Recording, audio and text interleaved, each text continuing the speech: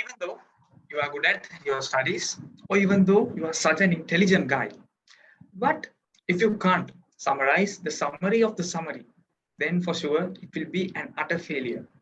But don't worry, today you are at the right place to avoid that failure. Good evening, dear all participants. First, I welcome you all on behalf of the IEEE student branch of Sri Lanka Technological Campus for Abstract Spot 2021. So, what is abstraction? Oh, what is summary writing? Don't worry, today we will solve all your questions regarding this area. So, in order to welcome the gathering formally, I invite Ravisha Tatsarani, the organizing committee chairman. So, Ravisha, the chance is over to you. Thank you, Hasira. Good evening, special invitees, guest speaker, members of the organizing committee, and all the participants. It is my pleasure to welcome you all to the webinar on how to write an abstract of a report of the project Abstract Spot 2021, organized by the IEEE Student Branch of Sri Lanka Technological Campus. On behalf of the organizing committee and on behalf of the IEEE Student Branch of Sri Lanka Technological Campus, I would like to extend a delightful welcome to our guest speaker today, Dr. Taraka Ananda, lecturer, Department of Anthropology, Faculty of Humanities and Social Sciences, University of Jayewardenepura. And I warmly welcome all our special invitees representing the IEEE Student Branch of SLTC to this session. We are honored with your gracious presence. I would also like to cheerfully welcome all the participants who are joining us today. We are indeed grateful for your presence too.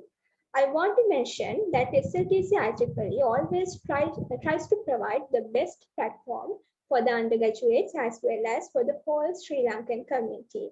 This is indeed a special moment for you all to take your opportunity to enhance your summary writing skill. Once again, with great enthusiasm, I warmly welcome you all to this momentous session. Thank you.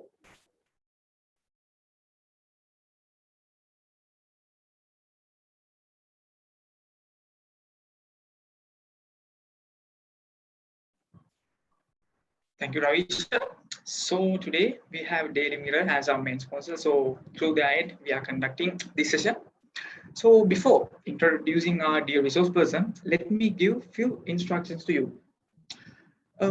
If you need to ask any questions regarding the webinar, now you can see a QR code shared in our screen. So you can scan the QR code simply, or our OZ members will post a link to the chat, and you will be guided to a website named Pigeonhole. So there you can use the password spot21.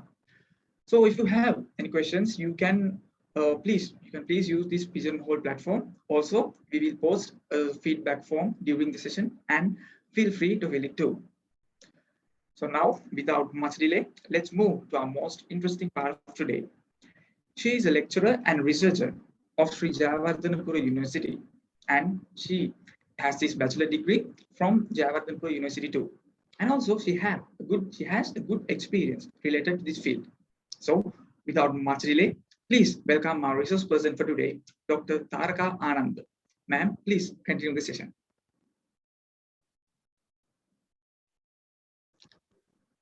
Thank you very much.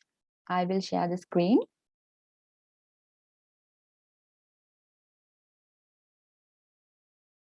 Okay, I hope you all can see my screen and I am audible. Okay? Yes, madam, no problem. Okay. Welcome all of you to the workshop, How to Write an Abstract. I am Taraka Ananda from the Department of Anthropology of the University of Sri Jayewardenepura, as mentioned earlier as well. Now we are going to learn how to write an abstract, and we are going to learn what is an abstract and what is a research paper, and how an abstract belongs to a research paper or a project that you are writing. Let's see what's ahead. First, we have to know what is an abstract. Abstract, in another way, we can say a summary, an outline, or an extract. Whatever we are writing, we have to write project reports, we have to write research papers, we have to write various type of things in our university lifetime. And then the meaning when it comes to the abstract, it means that the complete and whole thing that you have to write in a report or in a thesis or in a research paper, you have to summarize it in an abstract. That is the brief meaning of an abstract. It's a summary. It comes from the Latin term abstractum. It is the term, it is like meaning of condensed form of a longer piece of writing. Whatever you are writing in your university and as academic and as a scholar, you have to summarize it. I will tell you what is the purpose of summarizing that things in the later slides. Okay. A well-written abstract will make the reader want to learn more about your research, read your paper, or attend your presentation. What is the meaning of that? When you are writing your project report or when you are writing some kind of research proposal or a research paper, at first you have to give a very brief summary to the readers. Then the readers can go through the abstract or the summary, and then they can decide whether to read your research paper or your thesis. Okay? For now, keep it in your mind. So how long is an abstract? When it comes to the abstract or a summary, generally, abstracts are limited to about 200 to 300 words, okay? But the limitations of the words that is asked for an abstract is differing with the publication focus and with the conference or the organization or your university who are requesting an abstract from you. So just in a brief, remember in this first slide that abstract is a small brief which you are writing based on your very long report or a project report or a thesis. Okay, just that you have to keep in your mind in this first presentation. And when it comes to here, you can see why we should write abstract. Why we should write abstract. Why do we write abstract? Before going to this part, just go through this figure I have stated in here. You can see this is various type of sections that is included in your project report or your thesis or your research paper. Okay, before going to that, I am going to let you know why we are writing research project and why we are conducting researches and why we are writing project reports, why we are writing theses. Let's make this simple. As a researchers, as academics, as scholars, you know that main objective is to produce knowledge, new knowledge, not the previously known knowledge, but new knowledge. We have to produce new knowledge. As university students, as academics, lecturers, professors, the main purpose of our entire lifetime is to produce new knowledge. New knowledge production. That is the thing that external society or the society expects from us. As a university academic, as a university undergraduate, you have to produce new knowledge. You maybe belong to the engineering field, you maybe belong to the social sciences field, you maybe belong to the humanities field, whatever the field that you belongs, you have to produce new knowledge. Okay? As the basic foundation, you have to write a project report or a thesis in your final year in the university, maybe private university, maybe a government university. That is one of the very fundamental thing that you have to do to complete your 4-year special degree or a general degree. What we are expecting from the student is to give them the ability to work with the people of the society and then gather data, gather information from the people and to produce new knowledge. If you cannot understand this, I am going to for an example. Now, you know that we are belongs to various type of fields. You are belong to engineering field, you are belong to natural sciences, biology, humanities and social sciences. But when you look into the society, where you live, you can see that various type of problems are there among the people, in engineering aspect, in humanities aspect, in sociological aspect. We can provide solutions to the problems that are there among the people. So in order to give solutions to the people, we have to find the real issues that are happening inside the peoples or inside the society. So through a research, what we do is we are going to find out real solution for the people's issues, and then we are going to tell you have to follow these type of strategies in order to overcome this problem. So this is new knowledge generation. Whatever the field that you are studying, you are required to knowledge generation.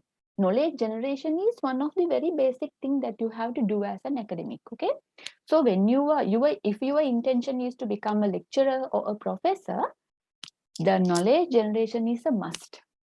Okay, that is why the writing research papers and abstract are very important, because when you are conducting a research or a project, it means that you are gathering information from the people, or you are inventing new things for the people, or maybe you are finding new things. Then what you are going to do is you have to bring that knowledge to the people.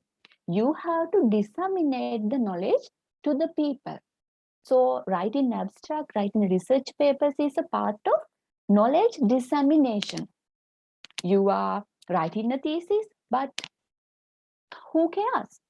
You are writing a thesis and you submit the thesis to the department.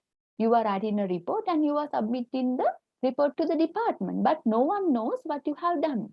In order to tell the people, I have done this type of thing. I have done this type of thing. I have conducted research based on these people, and I have invented this type of things. I have invented this type of thing that belongs to the engineering field. So to tell that to people, you have to publish your findings. You have to publish your findings in internationally reputed journals, or you have to publish your papers in an online platform. We have ResearchGate, we have LinkedIn, we have Google Scholar. So these are the online platforms that we are publishing our research findings. In that case, abstract writing is very important, because abstract is one component of your research paper. You know, various type of conferences are organized in our local universities and international universities.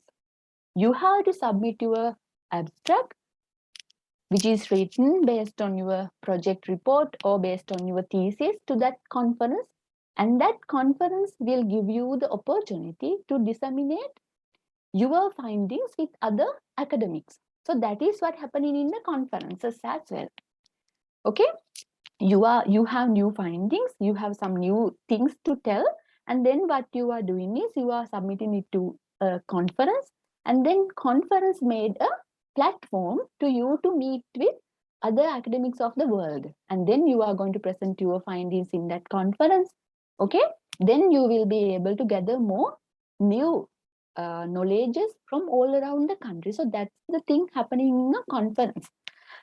So writing an abstract is very important, because it is one of the way that you should use to disseminate your new knowledge. And on the other hand, publications, including abstract, are very important to go to the higher level of your career for the promotions. If you are targeting and becoming a lecturer or an academic or a researcher, what happens inside your career, you have to get promotions.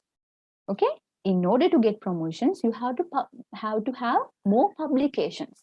So abstract publication is not like it is not giving more marks for the abstract, but at least as a undergraduate, if you have several abstract publications before you are entering into a occupation, that will give you more marks. Okay, so that is another aspect of writing abstract and publishing those in reputed journals or conferences. So that is extra things that I needed to tell you before going to the point. In here, you can see that this is the structure of a research paper.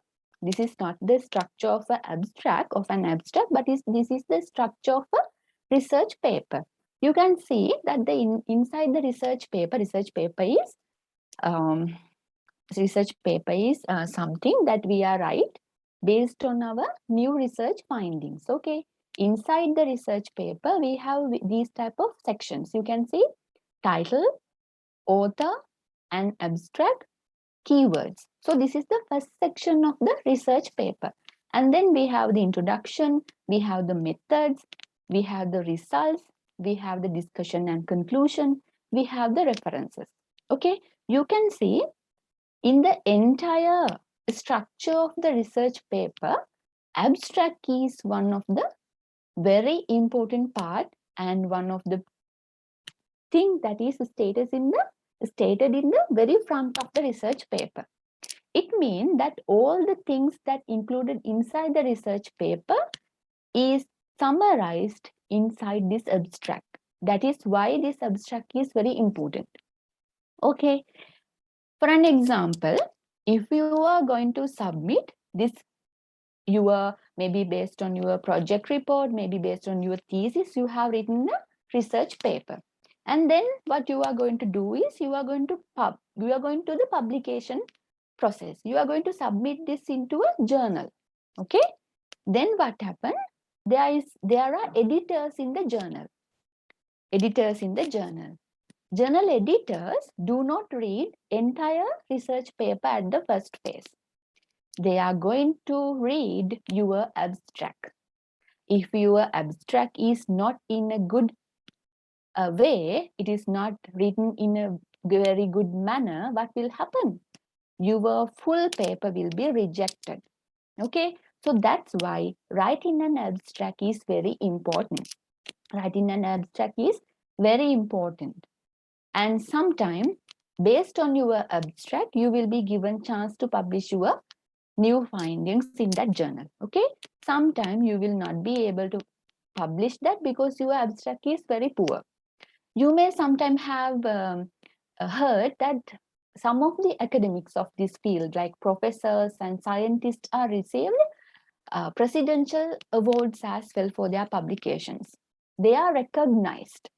People and the academics, young academics who are publishing their new findings are recognized by the government as well. So remember why you should be a researcher.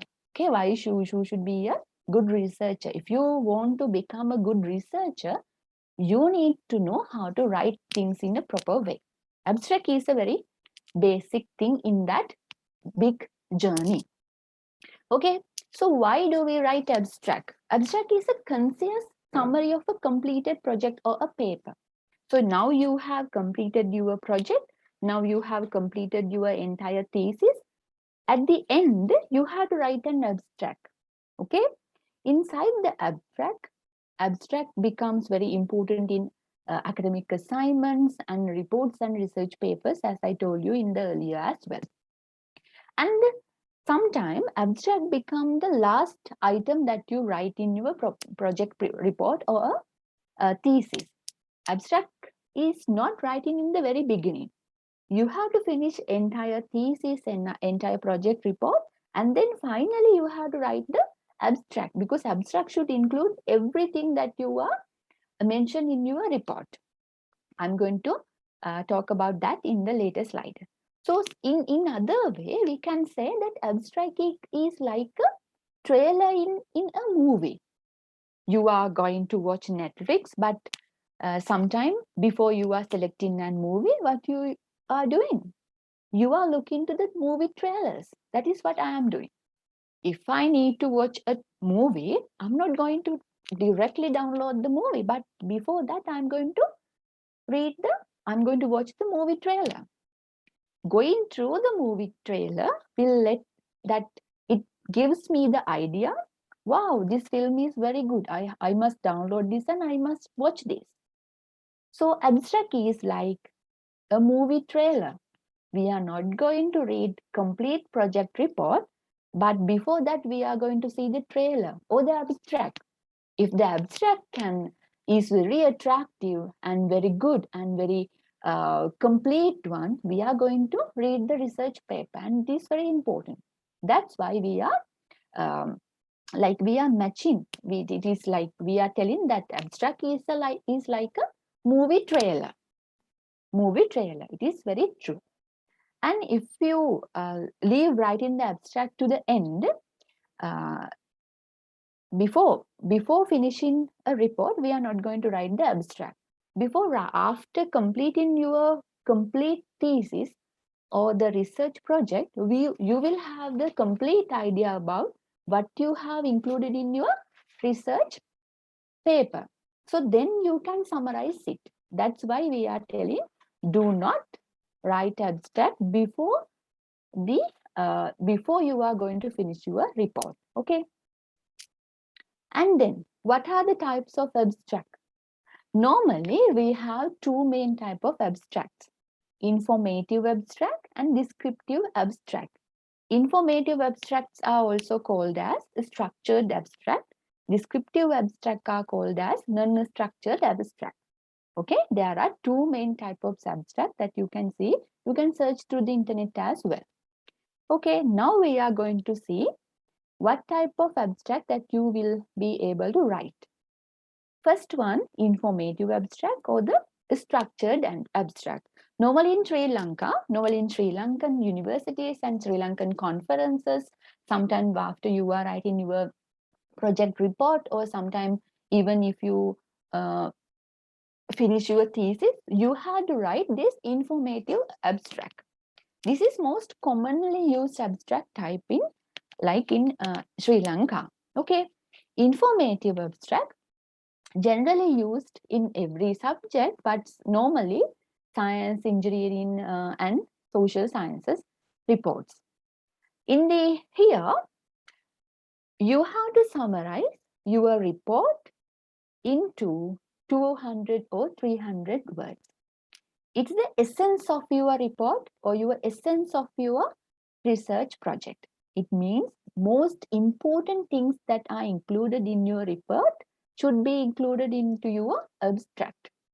Okay, and sometimes these more important sections are separated like this. These are the most important and mostly you should write abstract including these type of parts. You can say background or the introduction, aims or purpose of the research, methods that you used, findings or the results, discussion and conclusion, keywords. Remember, these are the main parts that should be included inside the informative abstract. Okay, as I think in this abstract spot also, you have to write this type of informative abstract. Let's see what type of things are included inside this abstract component of the abstract. What is the meaning of background and also introduction, as I told in here? Background or the introduction.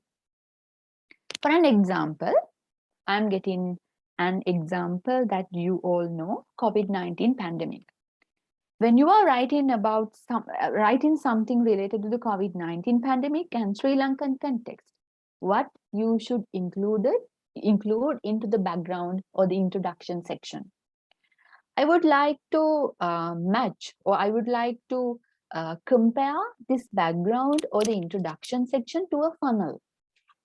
Okay, it means like when you are writing an introduction or the background, maybe this is similar to your project report as well. Okay, introduction section. Inside the introduction, you should include something very general, maybe to the world. What is the status of the COVID-19 pandemic in the world? And then you can come in very narrow way to the Sri Lankan perspective. Okay. First, in the introduction section, you have to talk about the general things, what happened in the world, and then you have to narrow down it to the Sri Lanka. If you are going to talk about the COVID-19 pandemic in the Gold District, then you can narrow from world to the Sri Lanka, then to the Gold District. Like that. Background should be like that thing. inside the background or the introduction, you have to tell why did you do this study or project? Why did you do this? Okay, why did you do this? Maybe sometime what are the important things, or what type of things that you have done inside your research? It's the introduction part, maybe introduction to your research topic. Okay, that should be included in the background or the introduction section. And then at the end of the introduction section, you have to tell what are the aims or the objectives or the purposes of your study. Why did you do this? Briefly. Maybe, as I told you in the background section, I am stating that during the 2019 COVID-19 pandemic was identified in China, and then what happened in 2020? It was recognized from the Sri Lanka, and then what happened? It went throughout the Sri Lankan context, and then we found various type of patients from Galle district. Like that, we have to narrow down, and then you have to state what are the aims and purposes of your study. Why are you conducting this study? Objective. There should be an objective to your study. What is your purpose of conducting this research? It is not the purpose of achieving the degree. It is not the purpose of getting the degree, but the purpose of your research.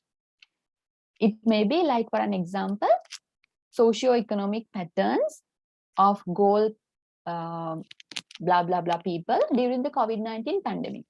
Socio-economic patterns of the Galle district people during the COVID-19 pandemic. Okay, we are going to study about that. Then your research objective will be to study about the socio-economic patterns of the Galle district people during the COVID-19 pandemic. That is your research objective. Okay, there is an introduction section, and then you have to clearly mention your objective.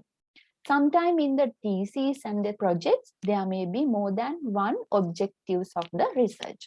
Specific objectives may be there, and main objectives may be there. Okay.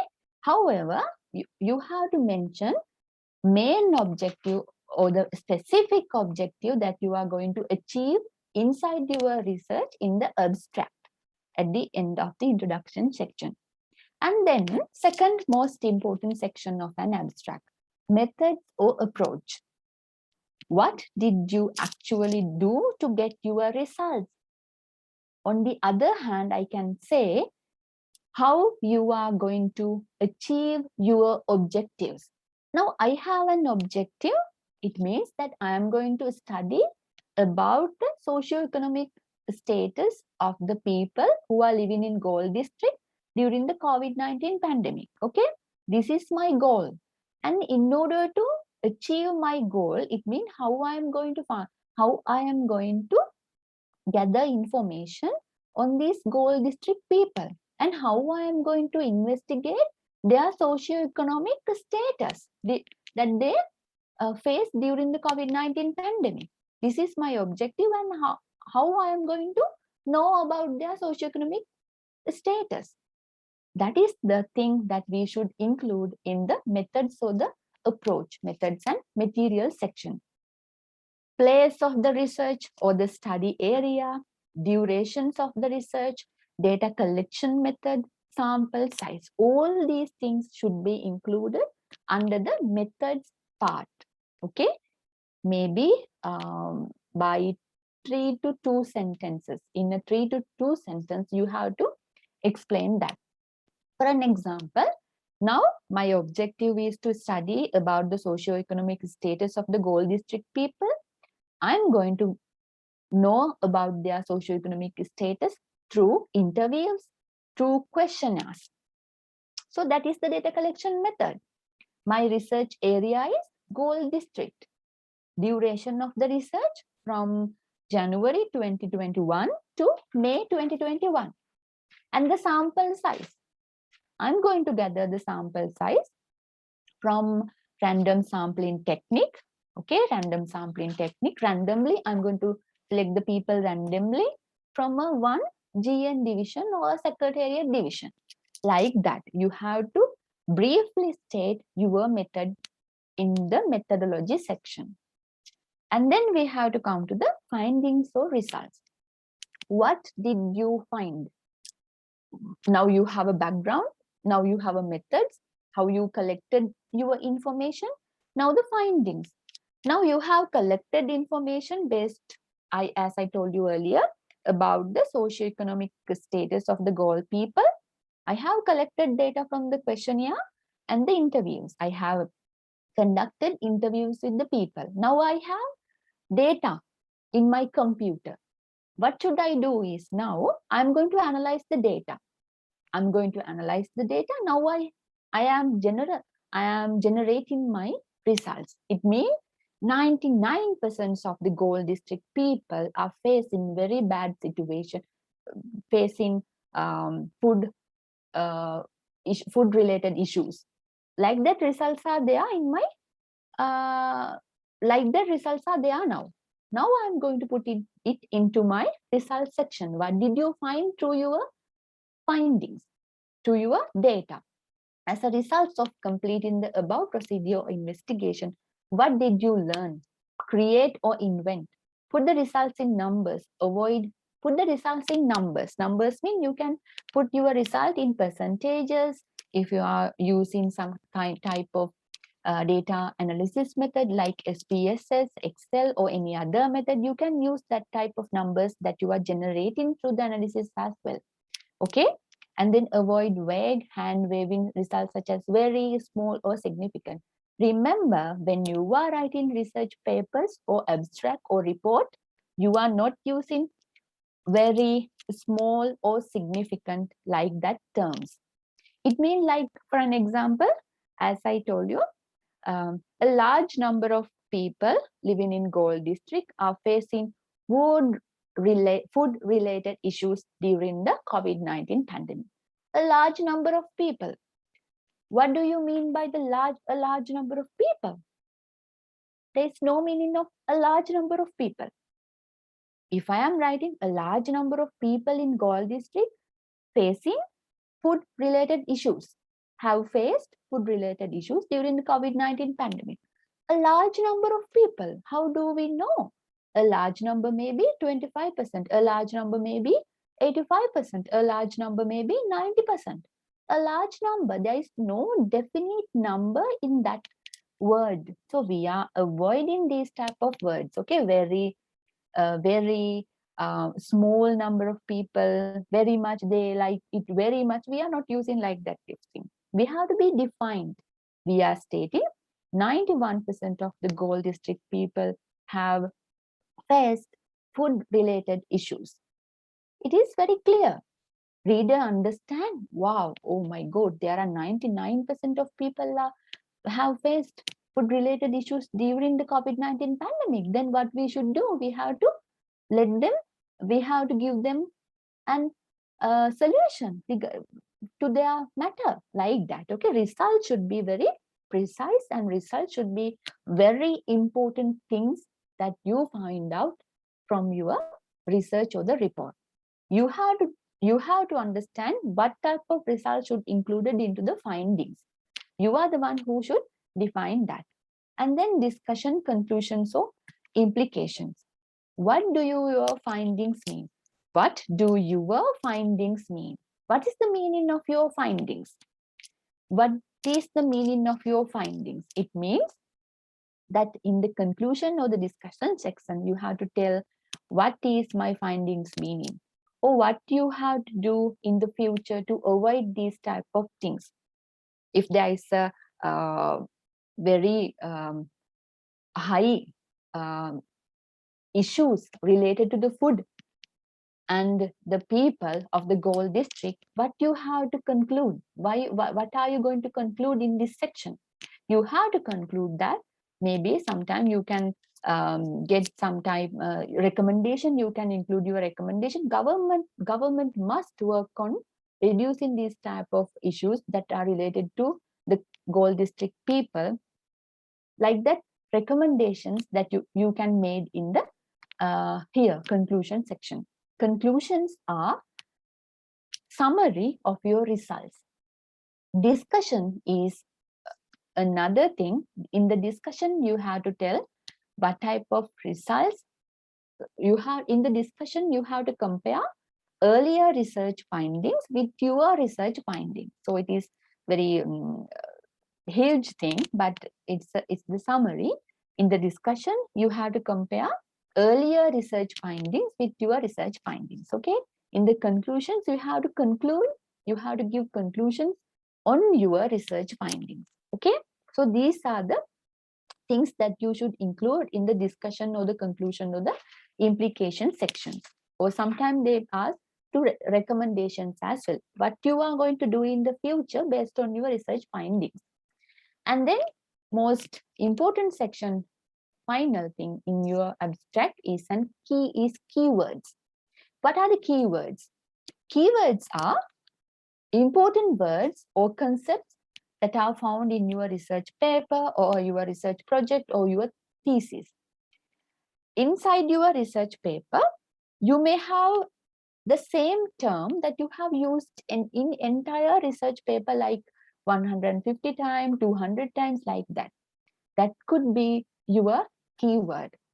Maybe when you are, as I told you in earlier as well, if you are studying about the COVID-19, about the socio-economic status of Gold District people during the COVID-19 pandemic, you can have the keywords like COVID-19, socio-economic status, Gold District, like that keywords. Those are the keywords, okay?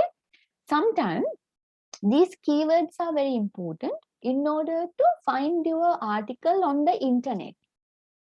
As I told you, we are finally publishing our findings. We are publishing our findings, okay? As a research paper or as an abstract. As an abstract, we are publishing our research paper. So there is an academic or there is a scholars that are living all around the world. If they are going to search COVID-19 related data, maybe COVID-19 socioeconomic status related data on the internet, if your article has included COVID-19 socioeconomic factors like that keywords, what happened? Your article also will be visible to that person. It means that the keywords will allow other people to find your article. That's why the keywords are very important. Okay? Keywords are very important. Now, I have stated in here an example of an abstract. This is an extra example of an abstract. You can see in here all the important sections that I previously talked with you are included in here. Okay, you can see, now I'm going to read each one. You can listen and you can see what is the relationship with these sections. Okay, here, meta-linguistic awarenesses contributes to effective writing at university. Writing is a meaning-making process where linguistic, cognitive, social, and creative factors are at play. University students need to master the skills of academic writing, not only for getting their degree, but also for their future career. It is also significant for lecturers to know who our students are, how they think, and how we can best assist them. So this is the background or the introduction section of this abstract. This abstract has been written on the meta-linguistic awareness contributes to effective writing at university. What is the meaning of meta-linguistic? Meta-linguistic is a branch of linguistic. Linguistic means the study of languages. Okay, inside the meta-linguistic, it studies about the language and relationship of these languages to the cultural behaviors. So that is the meaning of the meta-linguistic. It means like under the meta-linguistic, we are going to study about our languages and the relationship of the cultures. Our language is Sinhala, and what is the relation of our language to our culture? Okay, that is what inside the meta-linguistic awareness that they are going to study. Okay, this is the background of the study. Meta-linguistic awareness, which is contributes to effective writing at the university. Yes, If you have the knowledge about the various type of cultures and their languages, it will be enhancing the writing activities at the university. Yes, if you know about the Tamil people and their culture and their language, what happened? Your writing style also will be increased. That is the thing that they are studying in here. Okay, so this is the background of that research. And then what is the purpose and the aim or the objective that they have stated? This study examines first year undergraduate Australian and international engineering students as writers of academic text in a multicultural setting at the University of Adelaide.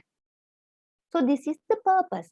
The purpose is that this study examines first year undergraduate Australian and international engineering students. Okay?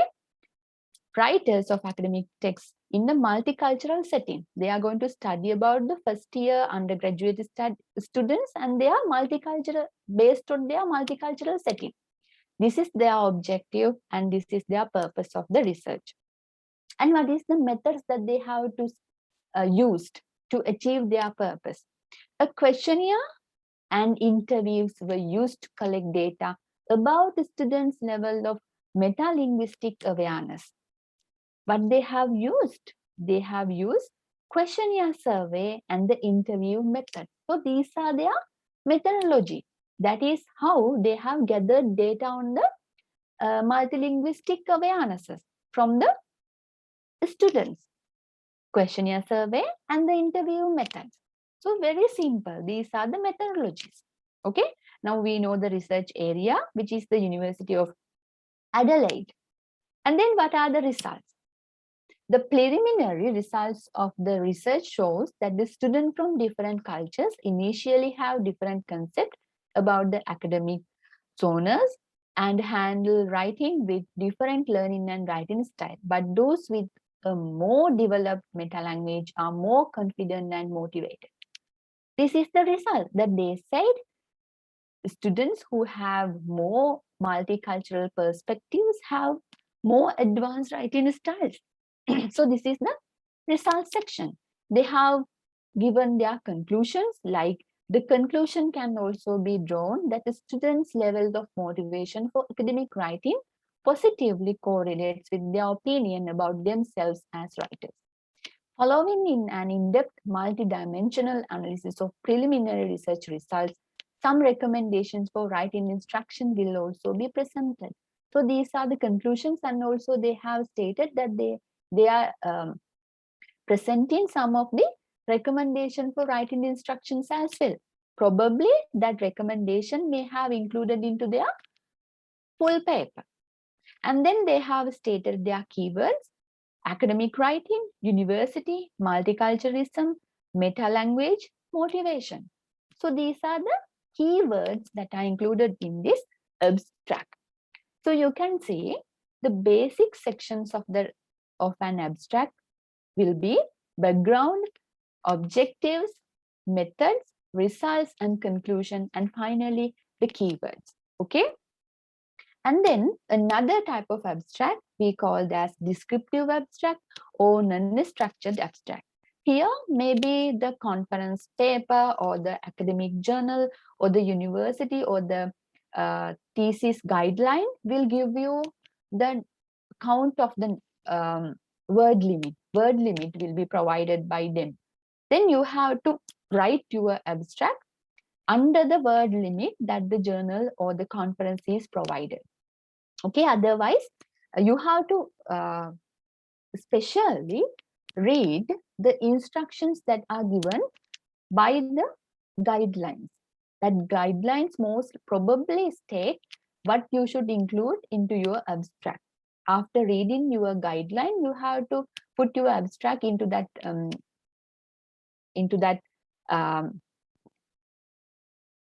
guidelines. Maybe they are giving you the word limit as well. Sometimes they are giving word limit as 500 words, 300 words, 250 words. Okay, you have to limit your words to that limitation as well.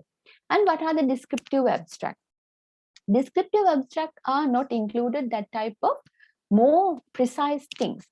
These are normally include very brief things. Normally, humanities and social sciences subjects are using these type of descriptive abstract, like usually short abstract, maybe 50 to 100 words are included in this type of descriptive abstract. Okay, only the major points of a project or a thesis are included in this descriptive abstract. Sometimes background of your research paper, purpose of your research, and your interest and the overview of the contents are only things that are included in the descriptive abstract. There are no more things included in the descriptive abstract.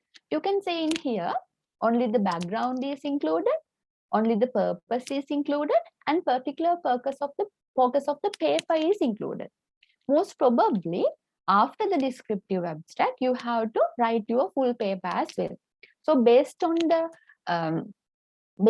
the objective of your, which is why you are writing your abstract or why you are writing your full paper, maybe for the publication company, maybe for your university, they are asking you to write your abstract in either way, like if you have to write informative abstract or if you have to write descriptive abstract, they will ask you to write what they will guide you in which, based on which type of abstract that you should write. Okay, so I'm not going to discuss about the descriptive abstract because these are not more likely asked by the from the universities or from conferences in our university, so in Sri Lankan basic.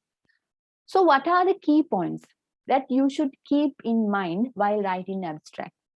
But you should be like, what are the things that you have to keep in mind while writing your abstract? First, you have to meet the word count limitation. As I told you, if you are writing that to your to a conference paper, maybe for purpose in your publication, you have to based on the word count limitation. Okay, if they are asking for 500 words, you have to be there. If your abstract runs too long, maybe it included, if they are asking 500 and if you are writing 700 words, what will happen? They will reject your abstract. Okay, and then you have to start your abstract with a proper title, maybe no more than 18 words. Title should be very precise and very logical. Okay, your research paper title or the abstract title. And you should not repeat your title in the abstract. Okay, and the other thing is, readers will expect you to summarize your conclusions in an abstract. Okay, inside the abstract, reader will hope that all the very basic and important things will be there in your abstract. So you have to put very important and precise things inside your abstract, but you have to remember that some things that are not included in your report or your research paper should not be included in your abstract. That should be also keep in mind. And do not refer in the abstract to information that is not in the document, as I told you earlier as well. And then other thing is, if you are writing your abstract, avoid as much as these type of terms, I, O, we. Okay, I did this, I studied, I started this research, like that terms are not very good in a scientific paper, but sometimes those words are using, but I am asking you not to use these type of terms. Okay, and also your language should be grammatically correct, and every time you should try to use active verbs instead of passive ones. Why? In the passive tenses, what had happened? Passive ones, what happened? The sentences become more larger. But it is when it comes to the active verbs, the sentence become very smaller. For an example, the study tested. It is active verbs. The passive way is, it was tested by the study. I tested in the study. So these sentences in the passive ones become larger than that of the active verbs. So every time you have to use the active verbs in order to give the precise and give the important idea to the reader, and in order to get a very brief sentences inside in your abstract. Okay, avoid acronyms, abbreviations, and symbols in your abstract. Why? You may have very familiar with the abbreviations that you are using inside your report, but the readers will not be able to understand the thing that you have put in these abbreviations. Maybe for an example, IEEE. IEEE. We do not know about that. You are very aware, you are very familiar with that, but the readers will maybe not aware about that. So that type of acronyms and abbreviations and symbols are not very good to put inside in an abstract. Okay, you have to explain that observations if you are using that type of things inside your research paper or the abstract. And sometimes you have to avoid using these type of vessel words, as I told you in the earlier aspects. Well, very, might, could, may, and seem. Only you can use when you are using like some type of restrictions and limitation. In the result, you can use these type of things. Might, could. If your sample is very low, you can say may. If the sample size is larger, the result might be differ. Like that thing can be used, but to show the limitation or the restriction when there are restrictions and the limitations only. And also remember, every time when you are writing an abstract, you have to give the audience or the reader a very brief and the knowledgeable things. Okay, you have to be very sensitive about the objectives and the needs of the author or needs of the audience. If you are not going to understand the audience, your abstract will no longer accepted and none will be able to read your abstract and understand it. Every time keep in mind you have to write abstract in an understandable manner. And then I thought that is very good to you to understand what is an extended abstract as well. Sometimes Young Scientist Forum in our NASTEC and some of the conferences are asking about the extended abstract as well. Extended abstract is an abstract that has more sections. Okay, that has more sections. It is a long abstract. Sometimes some extended abstract are included references as well. Okay, references as well. So when we are writing an extended abstract, it means that you have to write introduction, methods, results, discussions. Those are under topics, under each of the topics. As I show you in here, this is informative abstract. There are no titles of these sections. In here, introduction as a title is not visible. Back purpose or the objective as a title is not visible. But when you are writing an extended abstract, what happens is you have to write all the section under subtopics: introduction, objectives, methods, results, discussion, and conclusion. You have to write everything inside that subheadings. Okay, sometime. So sometime extended abstract are more demanding than writing a research paper. Writing a research paper or a abstract. Okay, sometime extended abstract is more acceptable. Inside the extended abstract, sometimes we have to write 2 to 4 pages. Inside the extended abstract, we are writing 2 to 4 pages. Introduction section, as I told you earlier, maybe 2 to 3 paragraphs. Aims should be included, method should be included, and result should be included under these type of subheadings, conclusions, and the keywords, and your list of references.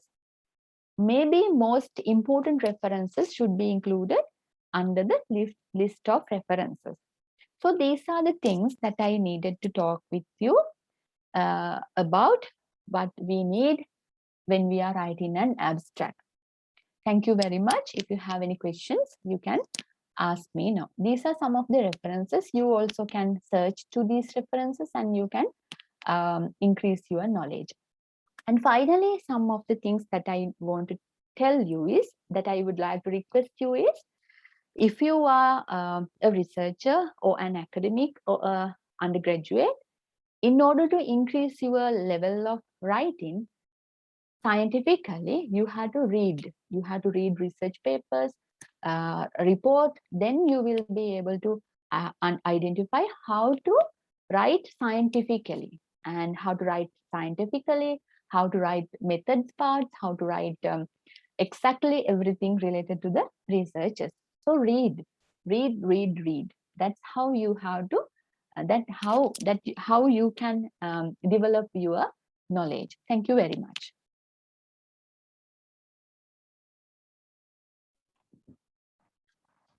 So thank you so much, madam, for your wonderful ideas regarding abstract writing. So I think this session and this information will be very important as to us as undergraduates.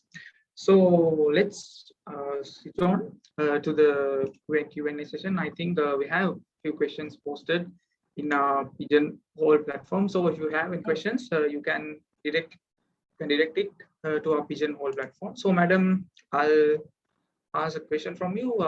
There's a question, madam. Why can't we include keywords in descriptive abstracts?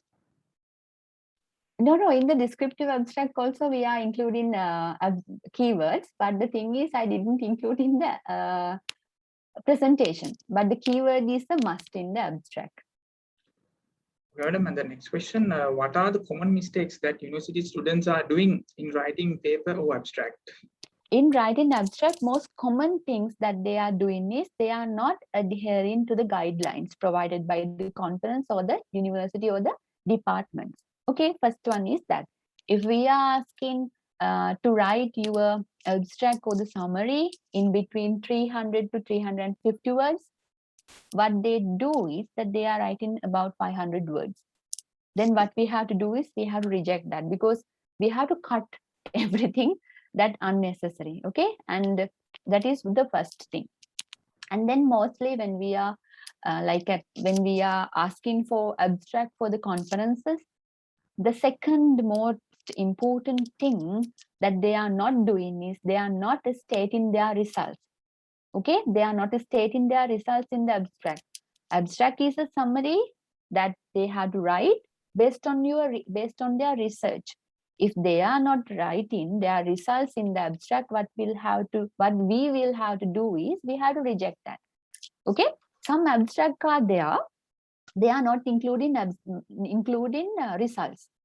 Okay, some abstract are there like descriptive abstract, but sometimes we are asking for results. If the results are not there, whether there is very descriptive and very good method section in the abstract, we have to unfortunately reject that. So that is another thing. And Sinhala or English grammatical errors. Students who are writing abstract, they have various type of grammatical errors. They have to work for that as well. So that is the third thing. So these are the mostly the mistakes that the students are doing. And sometimes topic is not completely relevant with the results. Topic is not completely relevant with the objectives. Like that things are there. The next question is, madam, are dates important to be mentioned in summaries? What? Are dates important to be mentioned in summaries? Yes, sometimes. Because sometimes when you are like collecting data, maybe for an example, COVID-19 pandemic. Okay, now you are doing a research about the COVID-19 pandemic in the early 2020. Okay, then what happened? If your abstract comes to 2021 conference, what will happen in there? They may be asking in 2020 by the May, there were no death reported in our country. But when it comes to 2021, what happened? The death toll is increased. But the things that the abstract is stating is not compatible to the 2021 situation of the COVID-19 pandemic. Okay, then what happened? The reader might think this is a false report. But if the researcher have included the dates that they have conducted their research, like this research was conducted during the early 2020, January to May, what happened? We know that January to May 2020, the situation is like this. We can accept that. So that type of questions may be arise if you are not stating the duration in some cases. Okay. The next question is, ma'am, are citations given in the extended abstract? Sometime they are asking. Okay. If we in the extended abstract, sometime in the introduction section, sometime in the discussion section, we have to include in-text citation as well. And then we have to get that in-text citation right behind the references list as well. That is a must thing. And madam, should summaries be in one paragraph or few sentences only? Can we have 2 paragraphs?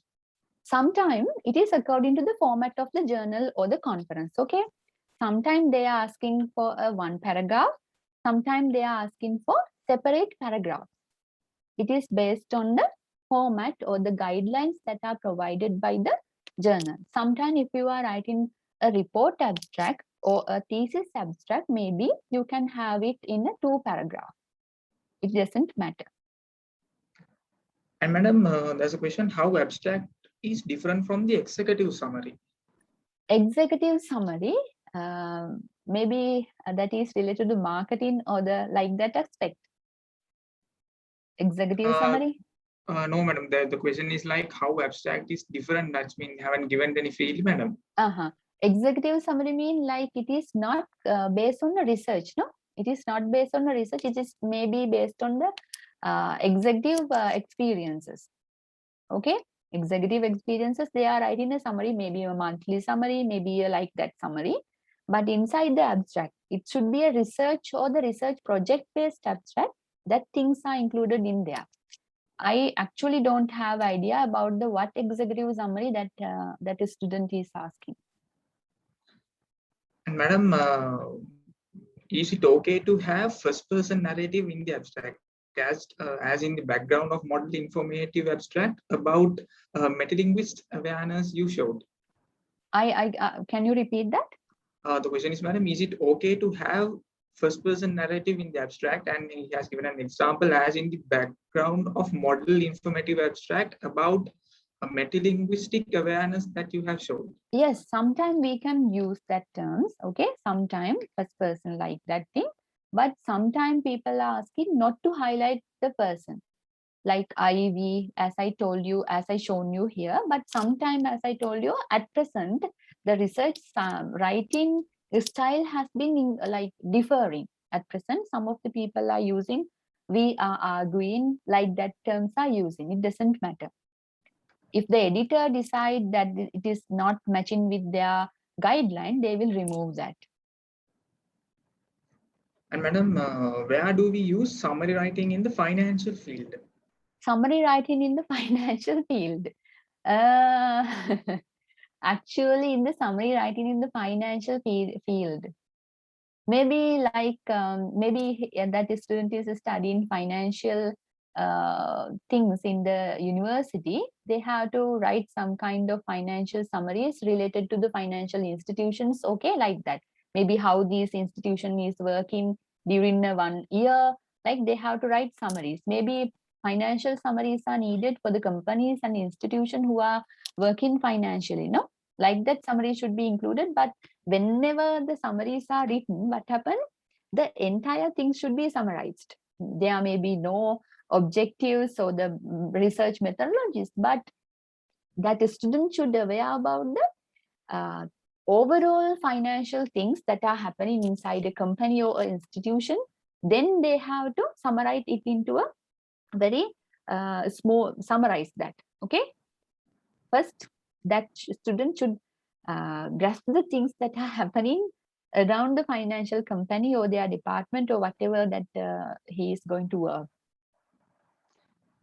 The next question is, madam, are there different types of summaries? Like, are there levels of precision or what we have to include in each type?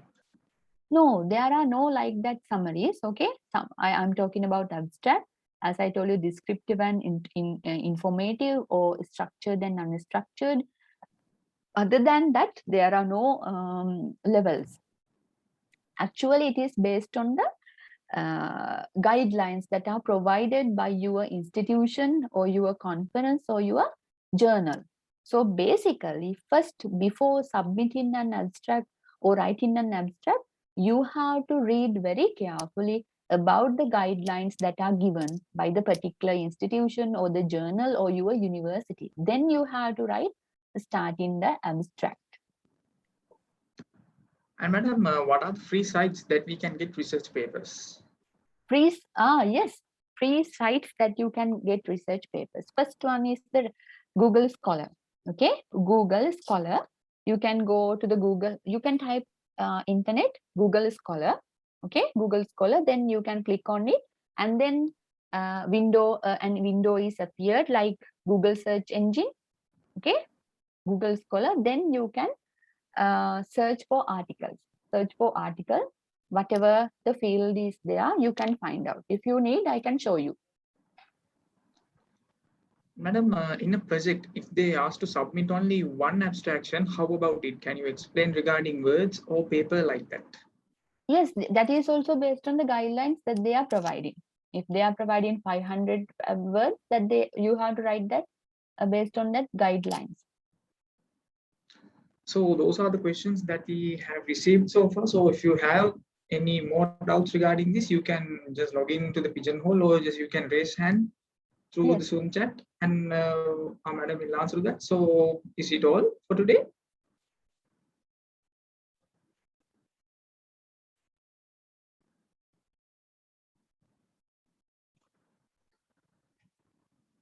So hope those are the questions for today. And once again, thank you so much, madam, for your wonderful presentation and for your informative ideas, those ideas, and to the Q&A session also, many good points were shared. So before the end, I request from all of you to switch on your cameras to a group photograph in order to save this memory.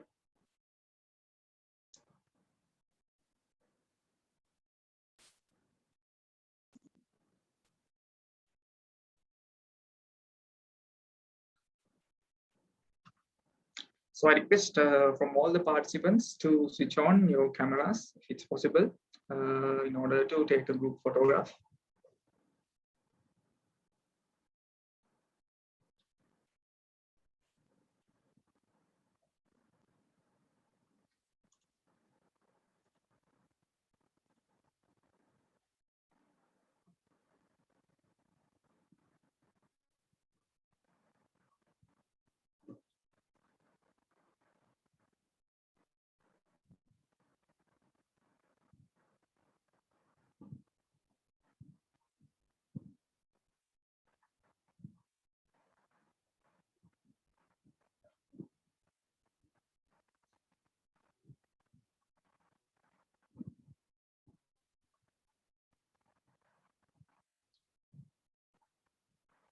So the host, you can take the photo.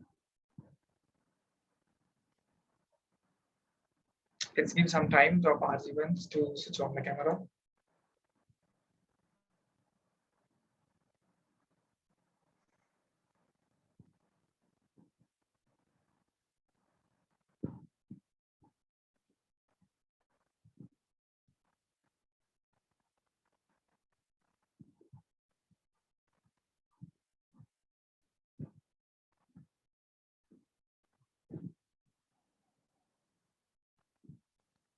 So thank you all of you.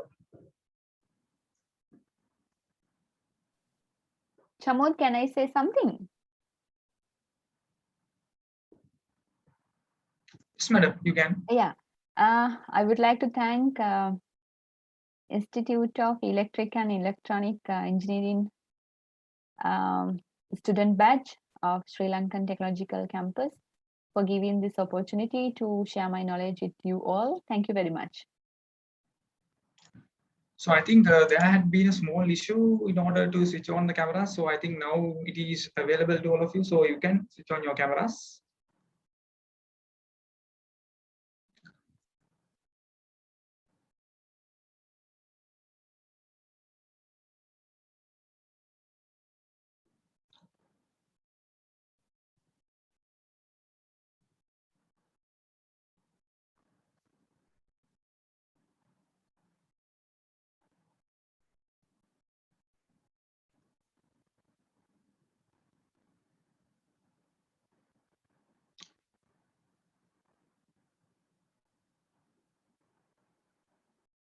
So yeah, thank you all of you. So in order to officially conclude the event, I give my chance to the organizing committee secretary, Thanuli Devanuvara, in order to give her thanking speech. So Thanuli, the chance is over to you. Thank you, Hasira. Am I audible? Yes, Thanuli, you're audible. Thank you. Good evening, special guests, members of the organizing committee, and my dear participants. I am Thanuli Devanuvara, the secretary of the project Abstract Spot 2021. First of all, I would like to thank all of you for being here, even virtually, amidst the current situation of the country, and I hope everyone is staying safe and healthy, strictly following the health guidelines. On behalf of the IEEE student branch of Sri Lanka Technological Campus and the organizing committee, I would like to extend my sincere gratitude and thank our resource person, Dr. Taraka Ananda, a lecturer at the Department of Anthropology, Faculty of Humanities and Social Sciences at University of Jayawardenepura, for being here and embracing this event with your incredible knowledge. Thank you so much, ma'am, once again. I would also like to thank the Daily Mirror for being the exclusive media partner of our project Abstract Spot 2021. And also, thank you so much for being here today. We are honored with your gracious presence. I would also like to thank the members of the organizing committee and all the participants for being here. We are indeed grateful for your presence. I would also like to kindly request the participants to participate for the upcoming competition, and I wish each and every one of you the very best of luck. Once again, with great pleasure and enthusiasm, I would like to extend my sincere gratitude and thank all of you again for your presence. And with that, I would like to end my speech. Thank you all for listening. Thank you, Thanuli. So this marks the end of the Abstract Spot 2021. So once again, I remind you, please participate in the competition Abstract Spot 2021. So there are cash prizes will be awarded. So stay tuned with the competition. So in order to conclude this event, I wish all of you stay safe during these pandemic situations and stay tuned with us with the IEEE student branch of Sri Lanka Technological Campus for more energetic events. So until that, stay safe and good night all.